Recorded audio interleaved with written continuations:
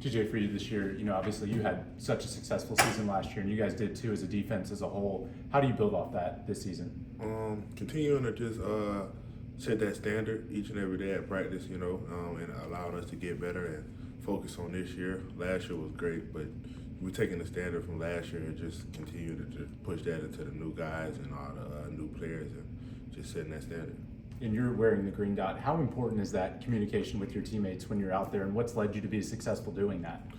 The communication is very important, but some things that's helped me, I guess, is just my relationship with them. So allowing my relationship off the field with them. So once we get on the field, they open up to me and they're willing to listen. So many guys have had success transferring to Ole Miss, you yourself included. Why do you think that is?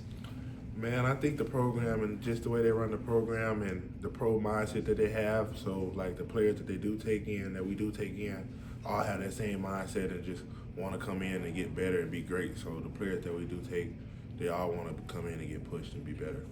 You come from such a successful high school program at Montgomery Catholic. How does that help you as you go to the college game? Man, that helped me a lot. I think that helped me develop somewhat of that pro mindset before I even got here. And that just every day over there, just with the players and the great talent we had, that pushed me. So that allowed me to just get better and take that mentality right into college. They've had so much success winning back-to-back state championships. Have you been able to keep up? Do you check late at night on Fridays? Do you wake up on Saturdays? What's that process like? Late at night on Fridays and on Saturdays. Like my little brother's there, so it's not really hard to find and to miss something. So just staying updated with them because that's home and that was the standard and that's what it instilled in me. What do you think the football culture, what do you think it says about the football culture in Montgomery to the level that you've had and we've seen so many others succeed at? It's a high-level football down there, man. There's some great talent down there, honestly. I think just once you find the talent and put them with the right in the right programs down there, I think it's some good players. And I got to ask you, let's say you're back home. You can pick any meal in Montgomery. Where are you going? That's a good question. Probably Chandler's Grill House Smokehouse. Okay, yeah. Okay, that's a good one. Yeah. TJ, a lot of elite, dynamic QBs in the SEC. How do you approach that? How do you contain those mobile QBs?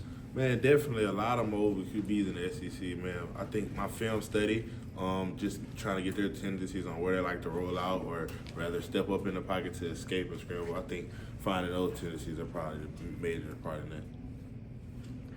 Let me ask you this. So last year's defensive line was so strong and probably, helped the linebacking core there with their performance. What do you think of the incoming or this coming season's defensive line? I think they're awesome, man. I think all those guys are hungry and they all are eager to ready to play, man. And some of those young guys were behind the guys from last year, so they got that pro mindset from them. And I think they took that pro mindset coming into this spring and they didn't miss a beat.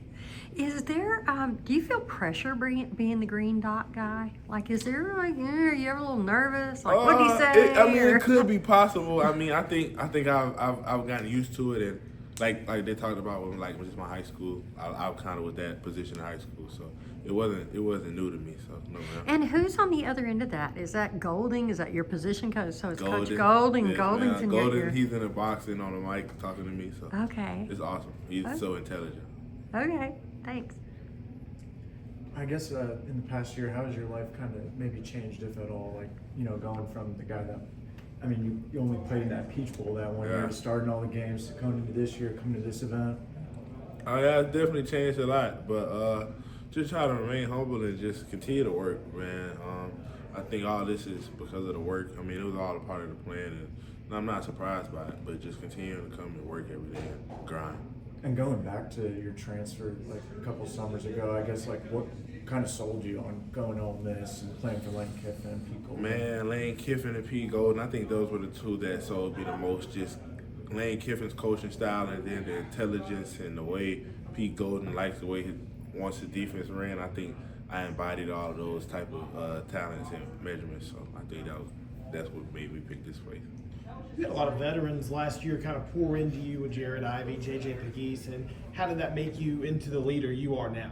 Man, that helped a lot, man. Those were all, like I said, those were all great guys who had pro mindset. So, and some of them were very vocal. So just whether I had questions about things or how to be vocal to the team and get a command the team's attention, like I was able to just ask those type of questions, and they led by example every day last year. So it was easy.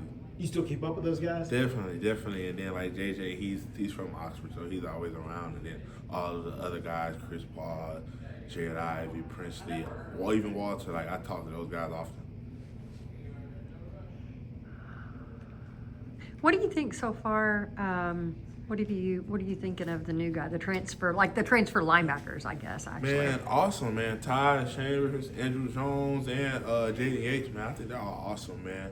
I think they came in open, ready to work, and they all had experience elsewhere wherever they came. So they all came with some type of football knowledge, and I think all of them have upsides. And the way they've been able to work together, and I've been able to work with them, and we've been able to form a real unit. I think that's special. And then kind of the opposite of that, you have a player like Tyler Banks who's been around. Can you talk a little bit about Tyler? Man, Tyler's been awesome as well. Like I think Tyler's been a great leader in that room and helping those guys come in and transition, whether that's from transitioning and doing something off the field or a playbook. Like he's been a great leader for those guys and for me and just for the unit. And I think we've all came together in a great way. It's gonna be special. Okay, thanks. Lane Kiffin said you represent what being a Rebel's about: discipline, toughness, being a good teammate. What does that mean to you? Man, that means a lot, man. I think those are just some of the things that I embody and some of the things that are just like instilled in me and that I pride myself on and showing every day. So that's awesome to hear that.